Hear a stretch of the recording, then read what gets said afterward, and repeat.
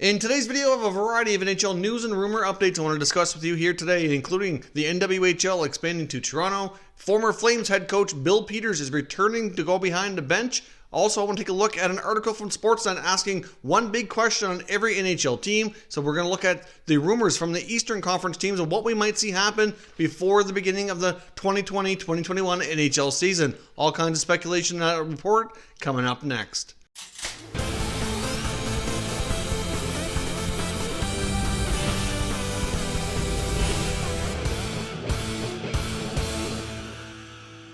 So welcome back to another video here at Top Shelf Hockey. Now, as I mentioned, we have a variety of news and rumor updates here. So let's get started with some of the quick news updates, and we'll jump into the Sportsnet article when I want to take a look at some potential trade rumors and things we might see happen when the offseason officially gets underway. The NWHL, the National Women's Hockey League, is expanding. They are in the process of setting up a team in Toronto. They reportedly have signed a few players. Some of these players are female players who had a former affiliation with the CWHL from the Toronto area. Not quite sure exactly who those players are, but either way, I know there's been a lot of talk about women's hockey and the direction it needs to go in. Will the NHL step in and intervene and create basically a female version of the NHL with the female hockey players and all that? But they are expanding into Toronto, so we'll see where this goes. Obviously, no indication on when they can begin play and when they're going to be able to return like all the other professional sports, but still some newsworthy information coming out of the women's hockey. Now, also, former Flames head coach Bill Peters is returning to action behind the bench. Peters has been hired by a team over in the KHL and has signed a 2-year contract. Of course, you likely recall the situation with Bill Peters and the former player Akeem Alou, who had made a lot of allegations against Coach Peters, many of which were substantiated by apparent witnesses, but he did end up getting to resign from the situation in Calgary. Many thought his career as a coach might be finished, but apparently not. He is going to be coaching in the KHL, so we'll see how that goes. I do still think it's likely doubtful, though, that he ever makes an NHL return. Now, also listening to comments from around NHL insiders and Gary Bettman, it seems like the league is still very optimistic about a potential summer return for the NHL to finish off the 1920 NHL season. We've heard Gary Bettman make comments to say that basically all teams that were kind of in the hunt for the playoffs would be included in some capacity, regardless of what format they decide to go with. If you listen to different health officials between Canada and the US, though, they're not quite as optimistic about sports returning as you hear some of the figureheads in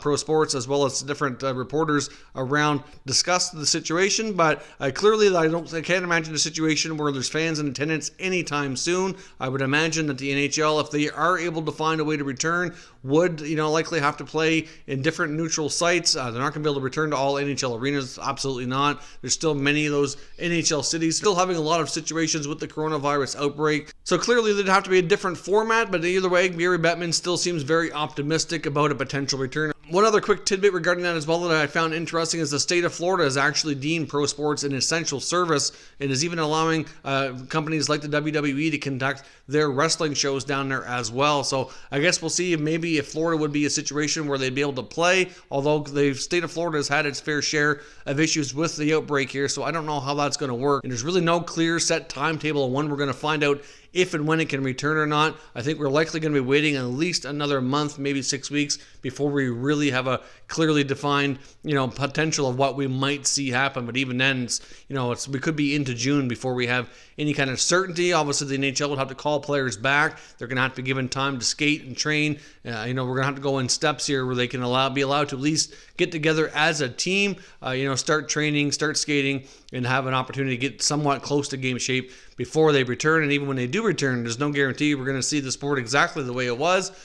So we'll see. There could be some other changes implemented because of everything going on for the health and safety of all the players. So we'll remain to be seen on that, but we're likely quite a ways away before we get any kind of official updates on how that's going to play out. Now, clearly, when the NHL does return, when we finally have an offseason, there's going to be several teams faced with a lot of salary cap constraints, and there's been some talk again about the possibility of the cap even going down. Maybe there being compliance buyouts. Would player salaries end up doing a rollback like we saw happen in the previous lockout? There's all kinds of different scenarios that very well could play out, which could be, forcing some teams to make significant changes. But even if we don't see that happen, and let's say that we have a flat salary cap as maybe a best case scenario, there's still plenty of teams that are going to have lots of questions around their situation with contracts and changes to their teams that are likely going to have to be addressed. And we're going to take a look at the Sportsnet article here from Ryan Dixon and outlining a lot of the top questions for a lot of these teams. Today I'm mainly looking at Eastern teams. There's plenty of other information in this article as well as the other article he wrote regarding Western teams that we'll discuss here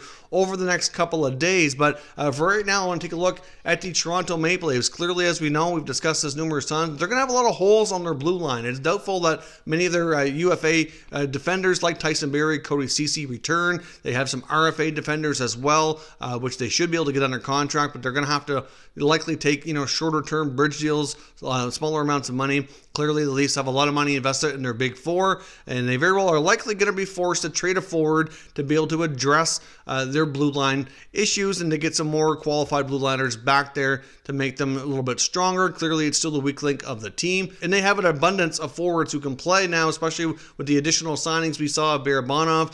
Plus, we had other guys that they brought in last year like Mikheyev, etc., who I know they'd like to return.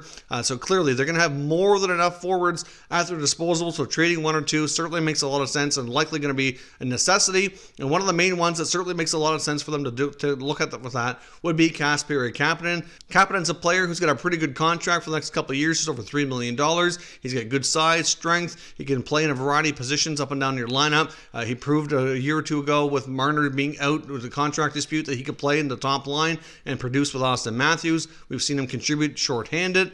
He could certainly play a bigger role on many other teams as well, given the where he's at in the depth chart with the Maple Leafs organization. So this article does discuss the real possibility that they're going to be forced to trade a forward, and in my opinion, Kapanen is the guy with the most value that makes the most sense, that'll bring them back to player that they're going to be looking for. I mean, there's been numerous defensemen that we've discussed as real possibilities for the Leafs to be looking at, and ultimately I think it's going to have to be done through trade. Free agent players that are going to be on the market, like an Alex Pietrangelo, for example, I think it's going to be too out of reach from a financial standpoint. They'd have to shed too many other significant salaries to really be real players in that kind of markets. But to me, Kasperi Kapanen is the most likely guy on the Leafs to not be there when the 2020-2021 NHL season finally gets underway, whenever that may be. Now, looking at the Columbus Blue Jackets as well, they're certainly a team who I think is fair to say before the season was paused certainly exceeded expectations. They had a mass exodus of free agents leave the team, including Sergei Bobrovsky, Matt Duchene, Ryan Dzingel, and others. And clearly they were much better shape than many, myself included, thought they would be. Their young goaltenders like Jonas Korpisalo and Elvis Merzlikins certainly stepped up to the challenge and proved to be quite strong. Obviously, both of those guys are needing new deals. There's certainly a real possibility they could now use that young goaltending depth to possibly address other needs of the team. I mean, they very well could keep them around a little bit longer, but they also have other prospect goalies in the system too. So obviously Bobrovsky's departure was not as big a blow as many expected it would be. But the big question in this article was raised is, could the Blue Jackets go after a guy like Taylor Hall? Would they be looking to get in on a top player like that in free agency? Because they certainly have the salary cap space. That's one thing that the Blue Jackets did gain out of all this with the departures, is the flexibility from a salary cap perspective, and seeing as how competitive they were already without having that big time player that they lost in free agency on the team. Could they go out this year and be one of the top contenders for some of the top free agents? Because a lot of these teams are not going to have the money to spend like they thought they were going to on free agents, and it certainly would make a lot of sense that a big-time player like a Taylor Hall, for example, could very well be that missing ingredient that really takes Columbus from being a good team to a great team, instead of being a playoff contender to being solidified as more of a solid playoff team for the next number of years. And we saw him go to Arizona from New Jersey. I think it's fair to say that experiment didn't really work out. Arizona did not continue to pick up the offense like they were expected to, and I would be quite surprised at this point if he remains with the Coyotes, although I guess anything is possible at this point. But a team like Columbus, who's on the rise with some good young players and some good solid young goaltending, might be a team that goes after him. That's not to say that he would certainly be interested in going there, but the question in this article was, would they be contenders for a big-time player either through free agency or trade? I think it makes a lot of sense for them to be, and to me, I'm not sure they have a lot of the younger assets they want to part with in a trade, so it makes more sense to go after a free agent like Hall, and not to say that they can get the deal done, but it makes a lot of sense that they'd be one of the big-time contenders to try to land his services once the NHL offseason officially gets underway.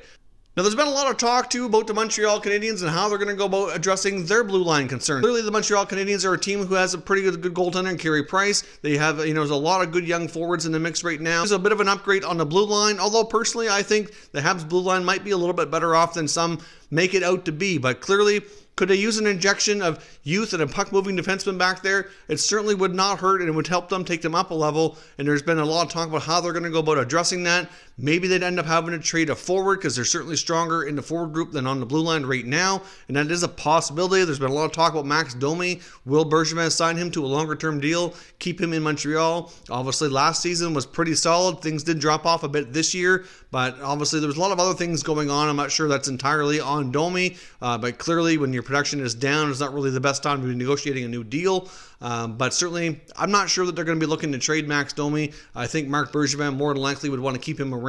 I think with the other players that they have in the system, it only makes sense that they might not want to go too long-term on a contract, but I certainly can see them getting him signed and remaining with the Habs for a while. But the other big rumor around Montreal is the possibility of them using the offer sheet again. We saw them go after Sebastian Aho last year. Obviously, that did not work out for them. That offer sheet was done in a way that they thought would be successful, but clearly it wasn't. They really were targeting owner Tom Dunnan's ability to pay out those big bonuses because it was made clear early on that Don Waddell and Tom Dundon did not want to do contracts with any of their young players that were really bonus-laden and really filled, up front with a lot of ton of money early on, which kind of helped spread out the cost over time of the contract. They wanted just a basic deal, 7-8 years, 6, 7, 8 million per year, and really get away from that bonus structure that a lot of the top players have been commanding in the more recent contracts that we've seen.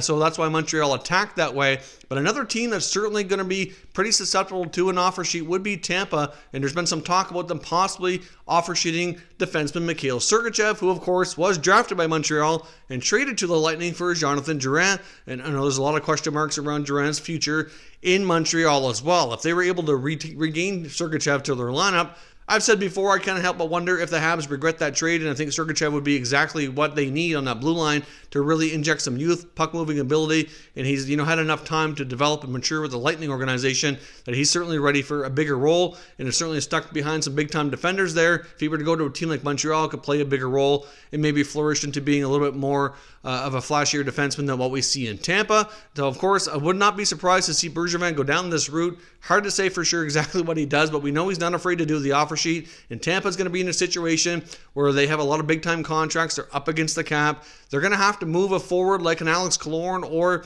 maybe a Tyler Johnson. I think Killorn will be easier because of the contract clauses with the no trades in there. His is a little bit more flexible, but they have guys like Sergachev and Anthony Cirelli who need new contracts, and they're really ideally going to want to keep both of them.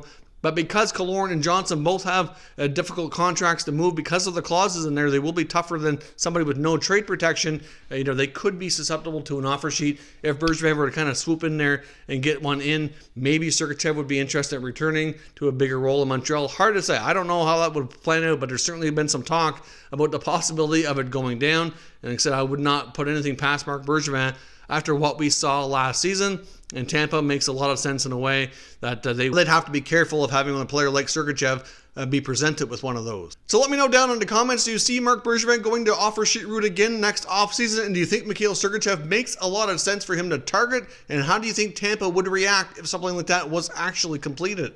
A lot of talk as well about the Carolina Hurricanes possibly being one of the teams like Columbus going big game hunting when the offseason finally kicks in and maybe making a major upgrade in goaltending. There's going to be a lot of interesting goaltending names on the UFA market, and some of these guys have been linked to the Hurricanes in the past, especially a guy like Robin Leonard, who they were very interested in signing before he ended up in Chicago. Things did not work out for him in Carolina, but he's been a player that they've been watching the last couple of years. Of course, they're even going to have a division rival like Braden Holtby and even Jacob Markstrom in Vancouver, all going to be looking for new deals. They've yet to get anything signed. It is quite a possibility that all three of these goaltenders will likely end up with a new organization next year, and with the Canes making all the moves they did before the deadline, upgrading their blue line. They've got a pretty solid forward group. Mrazek's been a decent goalie as well, but maybe if they can make an upgrade in goal, that could be a big step forward for them, really taking from for them really being going from a good to a great team and being more of a cup contender as well. I mean, Robin Leonard's a guy who's kind of really still in his prime years. He's had back-to-back solid years.